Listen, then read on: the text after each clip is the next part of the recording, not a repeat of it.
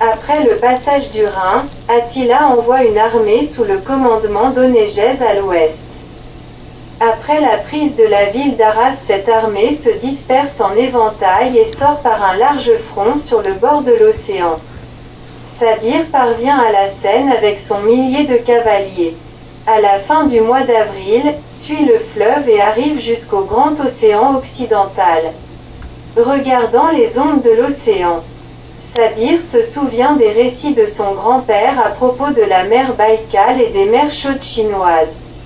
Il organise à cette occasion avec ses guerriers une grande fête.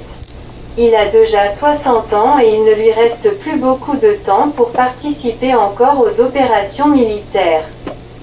Un ancien officier de la garde impériale romaine a pour cette fête quelques bouteilles de vin des bords de la Moselle. Il trouve du jambon gaulois, pêche des huîtres et des crabes. Ces jeunes guerriers, venus la plupart de Sibérie, regardent avec une grande surprise comment leur vieux commandant mange des créatures vivantes inconnues d'eux avec du vin blanc. Sabir a réalisé son rêve et est heureux. Il a vécu une vie, remplie d'événements intéressants, à protéger l'Italie et la Gaule contre les barbares. Il est venu maintenant avec ses guerriers afin de défendre la princesse Honoria, qui souhaite avec Attila établir la paix et l'ordre sur la terre. Malheureusement, les habitants irraisonnables de certaines villes, les partisans du traître et du parjure Ressius, ont résisté. Ont péri des compagnons d'armes. Il fallut punir et venger. Dans ce cas, les guerriers deviennent cruels. En effet, l'insoumission au Khan à qui Dieu a expédié l'épée d'or de la victoire et a exprimé tant d'autres signes de sa bienveillance, ou son offense. Sont l'insoumission à Dieu et son offense. C'était toujours comme ça. Au ciel, il n'y a qu'un Dieu et Sabir croit qu'un jour il ne sera qu'un souverain sur la terre. Alors enfin, régnera la paix. Attila a fait beaucoup pour cela. Sabir souhaite silencieusement que ce souverain du monde soit Attila ou un de ses nobles fils et boit sa coupe jusqu'au fond. L'armée d'Oreste avec l'armée gépide du roi Ardaric s'est occupée d'abord de la destruction des fortifications frontalières sur le bord du Rhin au centre de la frontière gauloise. On a pris les villes de Strasbourg, Spire, Worms et Mayence. Ensuite Oreste a commencé l'offensive au nord de la Gaule. Parallèlement à l'armée d'Onégèse jusqu'aux villes de Laon et Augusta Véromanduorum, Saint-Quentin. Après la prise de ces villes qui ont donné de fortes résistances. Tous les soldats et les habitants ont été tués, les murs et les maisons sont détruites jusqu'à leur fondation. Afin de bloquer la forte garnison de la forteresse de Laon érigée sur une colline peu élevée mais escarpée, Oreste dévaste les alentours à une distance de plusieurs kilomètres. Brûle tous les villages, massacre tous les habitants n'ayant pas le temps de se sauver et même leur bétail. Pendant plusieurs jours, la ville subit le bombardement des catapultes. Dans la bataille à côté de la ville d'Augusta Véromanduorum est tué le roi Franvaste, qui est devenu son ami.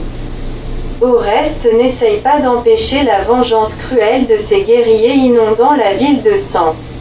Regardant la ville brûlant, Oreste pense aux lois de la guerre. Lui et sa femme restent toujours citoyens romains, ils gardent des biens immobiliers et des esclaves sur le territoire romain et doivent hériter de parents riches. Et maintenant, ils donnent les ordres de tuer d'autres citoyens de l'Empire romain d'Occident. La première grande guerre était contre l'Empire romain d'Orient, c'est-à-dire contre un État étranger. C'est pourquoi il pouvait donner alors tranquillement les ordres de brûler les villes. Mais dans cette guerre, il lutte contre son propre pays. Certes, il est aussi un citoyen, ministre et général d'Attila. D'ailleurs, les généraux romains pendant de nombreuses guerres civiles détruisaient aussi les villes de leur empire. Mais cette guerre n'est-elle pas en fait une guerre civile ? Il y a l'empereur Valentinien, mais il y a aussi la princesse Honoria, illégalement privée du titre d'Augusta.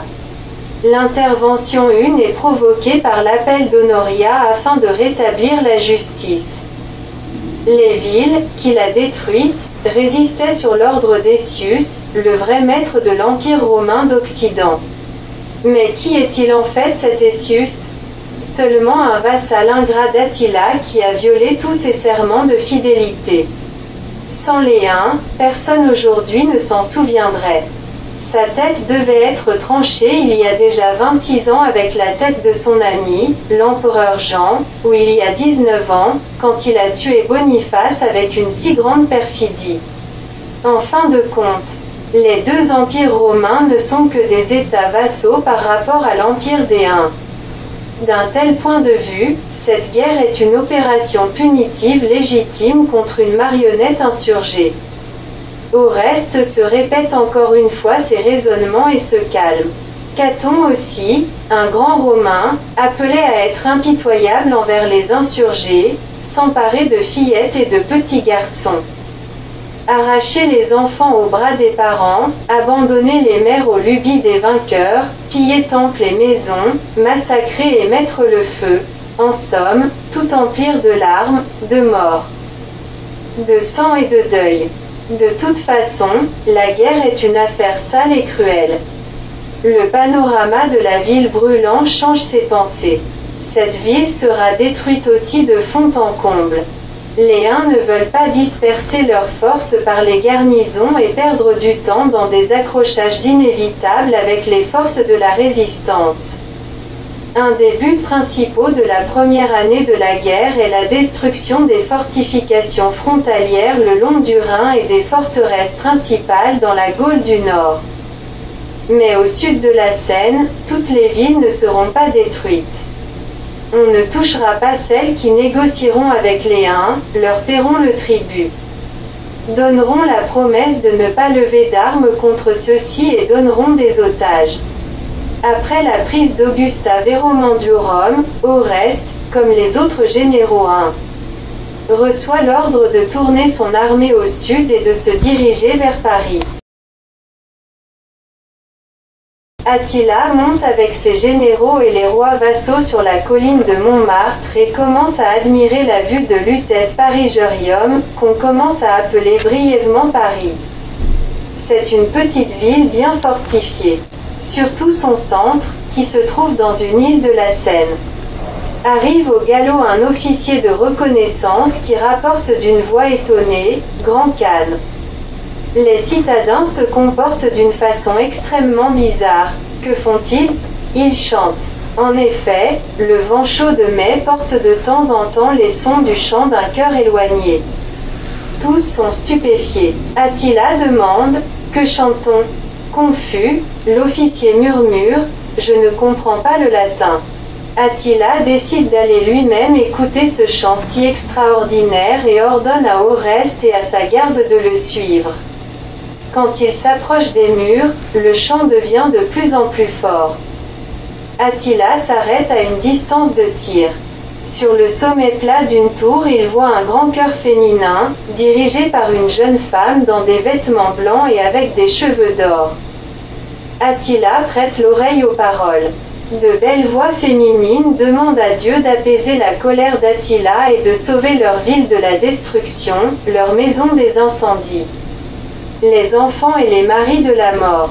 L'empereur Huns se rappelle soudain son inoubliable Kérékao. Ensuite la pauvre Honoria et son cœur se serrent d'une compassion inattendue pour ces femmes qui ont réussi à exprimer leurs sentiments à cette heure de danger par des chants partant de leurs âmes. La femme aux vêtements blancs se tourne vers Attila et le salue poliment. Après celle-ci, toutes les autres femmes le saluent aussi. Les portes s'entr'ouvrent et un prêtre sort et s'adresse à l'empereur Huns, « Grand empereur, roi des Huns. Nous vous demandons de ne pas toucher notre petite ville paisible, ne représentant aucun danger pour votre armée. Nous sommes prêts à payer notre modeste tribut. » Attila demande, « Nous allons vers Orléans. Pouvez-vous nous garantir que vous n'attaquerez pas nos arrières? Les citadins ne veulent pas intervenir dans votre lutte avec Essius.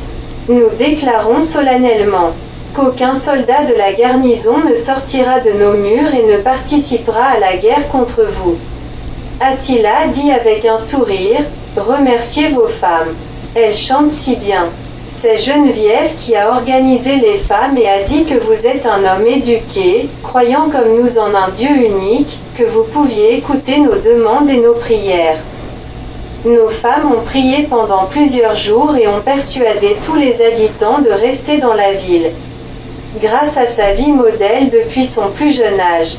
La distribution aux diminues de l'héritage de ses parents riches, ses visions admirables et ses capacités, elle jouit d'une immense autorité à Paris.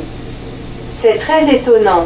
Transmettez mon admiration pour son esprit extraordinaire, sa foi profonde et sa sagesse.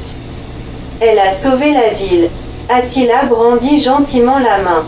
Geneviève comprend tout et donne un signe à la première chanteuse, qui commence avec sa belle voix un hymne de remerciement. Ému, Attila et Oreste remontent la colline. L'empereur s'adresse aux généraux, nous ne perdrons pas de temps et les vies de nos guerriers pour une petite forteresse située dans une île et les fortifications entourées par les marais. J'ordonne aux armées d'aller vers Orléans, puis il se tourne vers Oreste, occupe-toi de la gestion des territoires occupés, des communications et de l'approvisionnement de l'armée, ainsi que de l'exportation des trophées, des butins et des tributs des villes de la Gaule. Le soir Attila dîne avec ses généraux dans une tente érigée sur le bord de la Seine. Et Déconne note. Je trouve que l'eau de ce fleuve est très pure, agréable à boire. Oreste s'anime, c'est ce que pensait l'empereur Julien qui vantait ce fleuve, dont l'eau est aussi claire que savoureuse.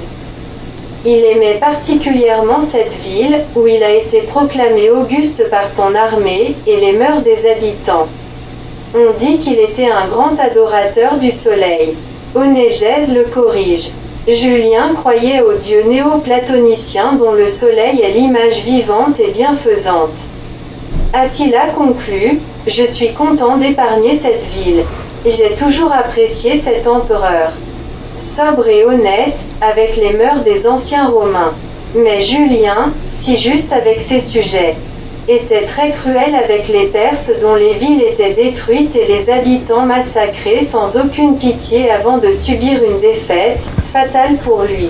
Onégèse ajoute, Trajan, qui est considéré par les Romains comme « meilleur des princes, vertueux, saint et en tout semblable aux dieux », avec son armée de 200 000 hommes en Iran. Alors sous domination des Parthes, extermina sans aucune pitié la population sans défense et détruit des villes saintes. Fuyant la cavalerie partent victorieuse. Trajan a donné l'ordre de brûler et de détruire tout, de ravager les jardins publics, de polluer les puits, de rompre les canaux d'irrigation. Avant de crier de la cruauté des Huns, il faut que les Romains se souviennent un peu de leur histoire. Un jour après, aux alentours de Paris, il ne reste plus aucun guerrier hun. Sur la ville n'est tombée aucune balle de catapulte, aucune flèche n'a été tirée par les cavaliers des steppes contre ses défenseurs. Paris fête le miracle 3 jours et 3 nuits. La jeune Geneviève devient l'idole des citadins et la sainte protectrice vivante de Paris.